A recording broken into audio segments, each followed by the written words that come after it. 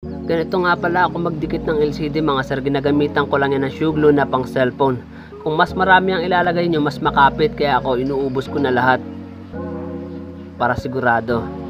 Kaya mura lang naman yan eh. So ayan, tapos isasarado ko at hihintayin ko na lang ng mga ilang segundo para matuyo yung pandikit na nilagay ko.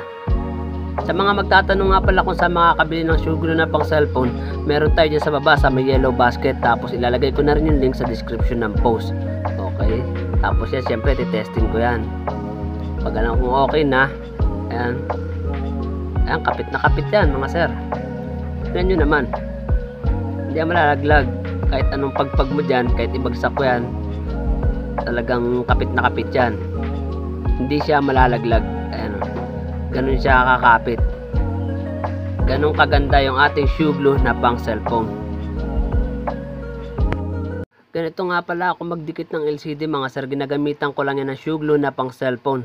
Kung mas marami ang ilalagay nyo, mas makapit, kaya ako inuubos ko na lahat para sigurado. Kaya mura lang naman yan eh. So ayan, tapos isasarado ko at hihintayin ko na lang ng mga ilang segundo para matuyo yung pandikit na nilagay ko. Sa mga magtatanong nga pala kung saan makakabili ng shoe glue na pang cellphone, meron tayo dyan sa baba sa may yellow basket, tapos ilalagay ko na rin yung link sa description ng post. Okay, tapos yan syempre titesting ko yan.